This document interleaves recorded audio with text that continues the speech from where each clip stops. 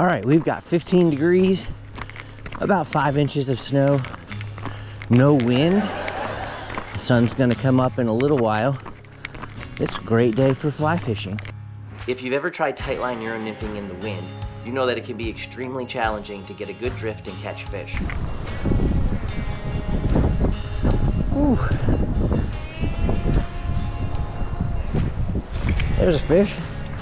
All right, first one of the day.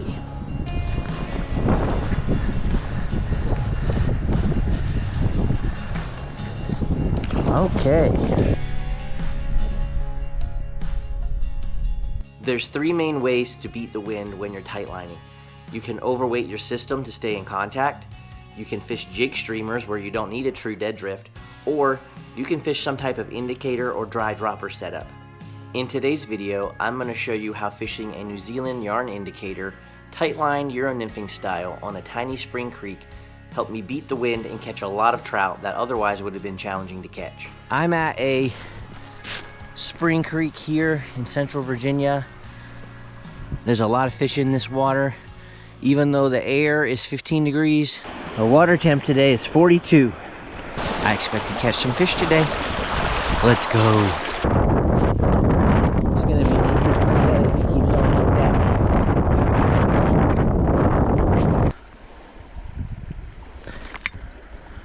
So a fine line here between having too much yarn that doesn't go in the tube and not enough.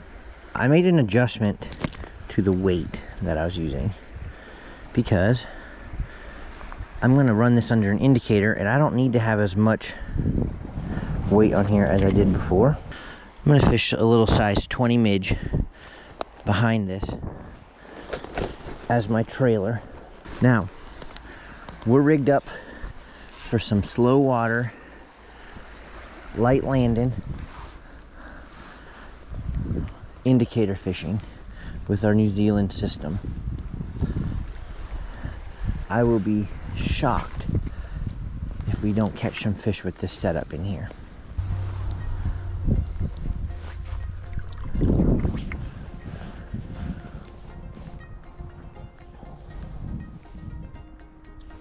There's a fish. Oh, that's a good one. All right, where's he at?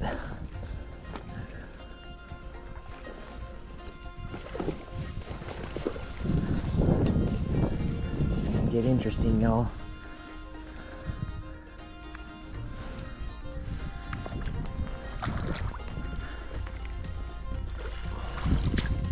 Don't rush him. All right, come on. Get him. Yes. Nice fish. For more great fly fishing content, please subscribe to Brook to River Fly Fishing.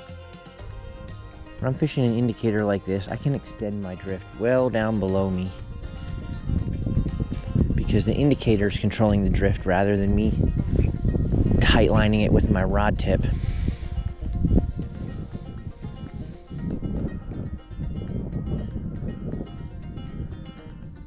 Just try to keep as much of my extra line off the water as I can.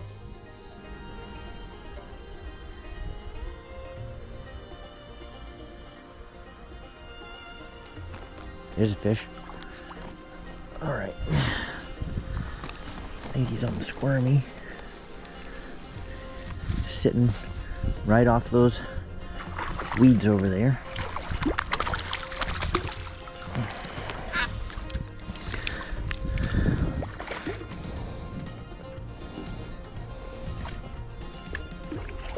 Now, I put probably 15 casts through that spot before he ate. And it might have just been a matter of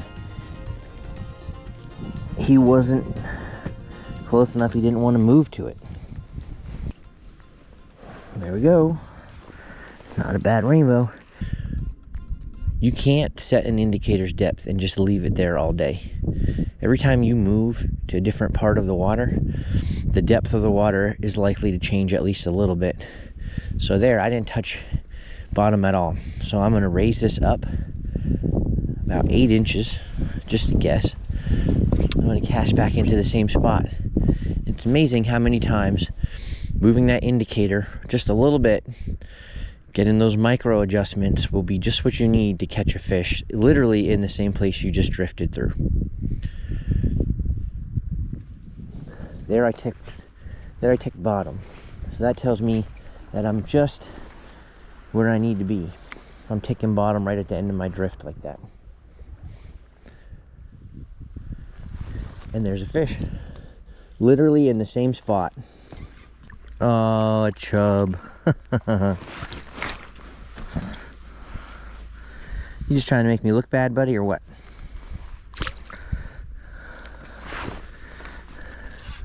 Still holds true, though. Fish on these spring creeks get a lot of pressure sometimes and get very sensitive to shadows.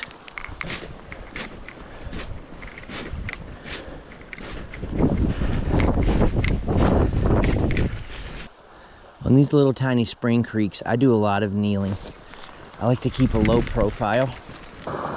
Another thing that crouching can do is it can get your back cast down below the level of the tree limbs.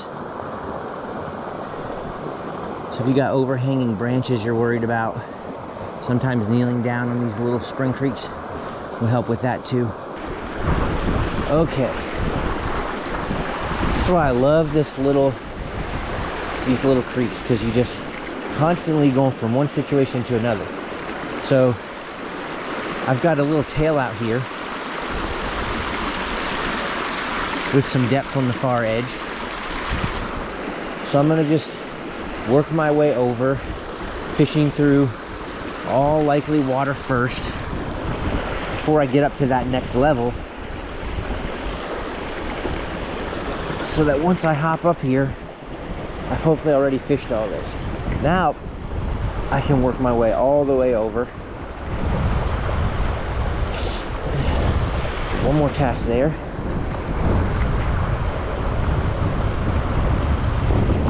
All right, now we've covered that tail out. Now we're gonna work our way up here, again, staying all the way back towards this side of the creek, so we can work our way over with our casting to the other side of the creek, right in there. Fish, good fish. Oh boy.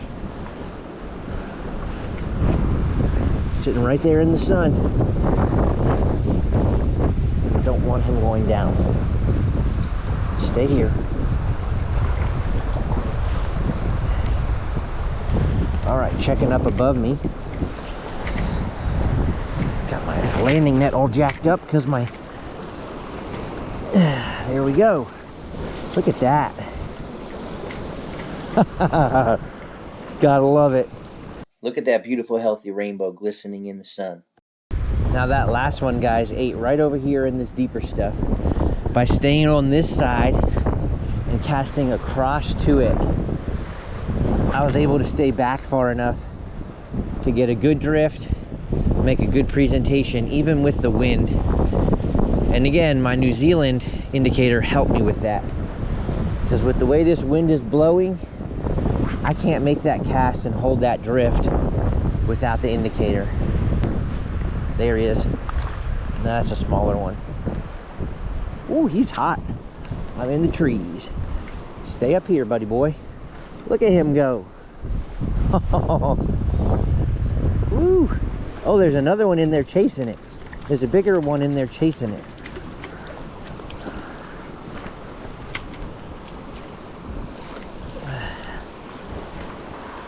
All right, bye, buddy.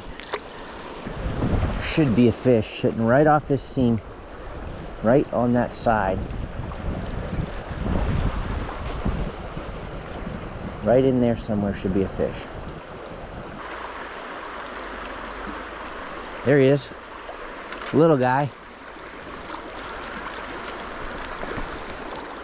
My net's frozen, so we're gonna land him in my hand. Pretty little rainbow. Thanks, buddy. It looks like a wild fish.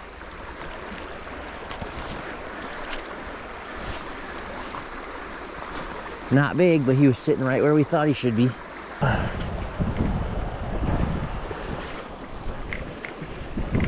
All right, it's a little bit of wishful thinking, but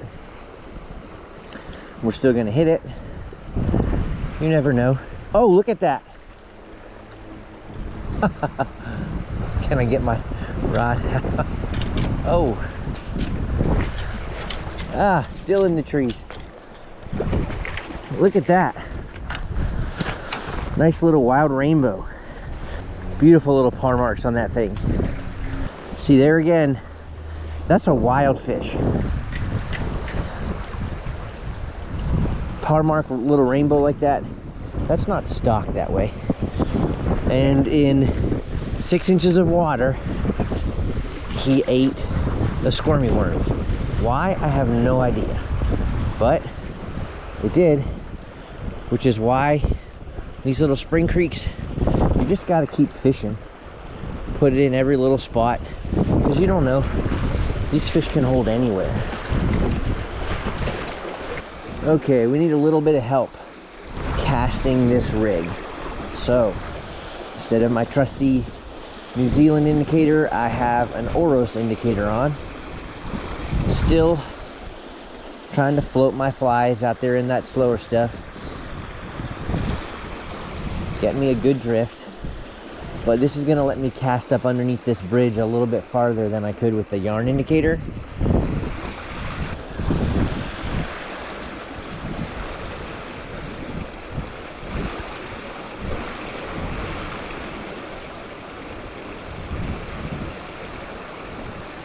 All right, well, clearly he wants the orange. So we're gonna give him the orange. So we're gonna switch to the blob, which is more of an orange fly. We're gonna put a couple casts in there, see if he won't eat that. In my head it makes sense. In reality, it probably won't work.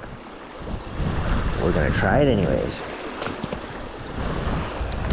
We're gonna just swap it for a white indicator. We're gonna run it pretty shallow. We're gonna see if we can get him to eat the orange egg. If it works, I'm gonna feel like a genius, and if not, it's still worth a try. We're gonna cast right back to the same spot, see if we can't get that fish to eat the orange egg.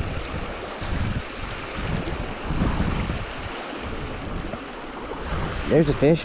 Oh, hey, that's my orange egg. I don't think he's hooked real well.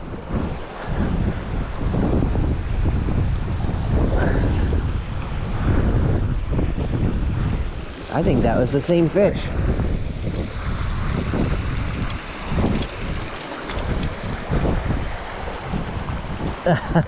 You got a thing for orange, buddy?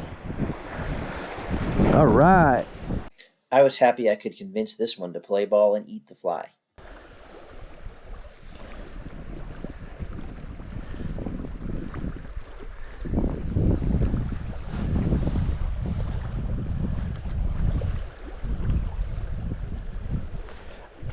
Oh, there's one. To get that one on camera, that was a good eat.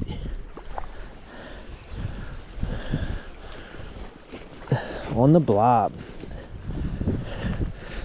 Oh.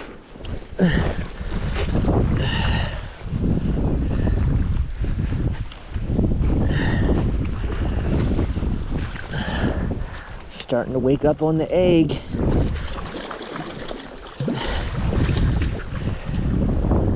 Could be an epic afternoon. Trying something a little bit more natural because they were refusing the first couple. I saw them flash at it, but then they didn't take it. So I'm hoping that by getting something a little bit more natural and a little bit better drift, I might get them to play ball.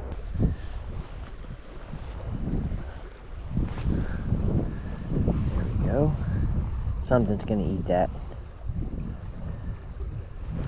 There we go. Oh, good fish.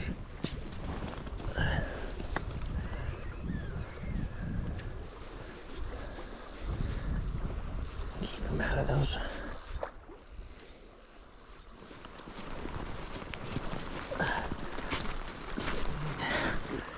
He ate the waltz.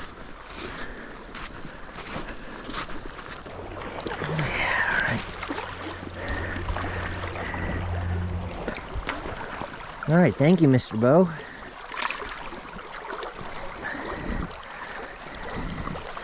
So by going a little bit more natural, we convinced those ones that were flashing at it before that they actually wanted to eat it.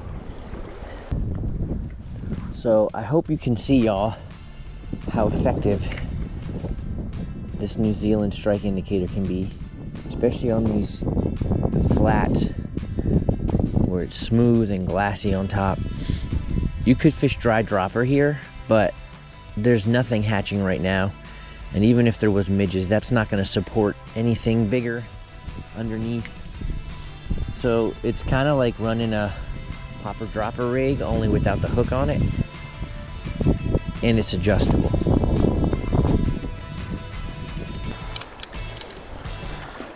One for the road.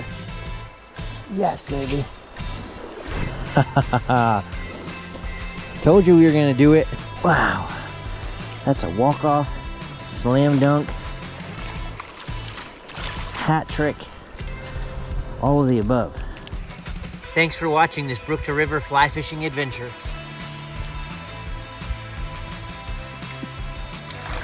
If you like today's video, please subscribe. Hit that like button, comment below if you want. And now that you've seen me catch some fish in the snow and cold, you go catch some fish in the snow and cold. I know you can do it. Bye.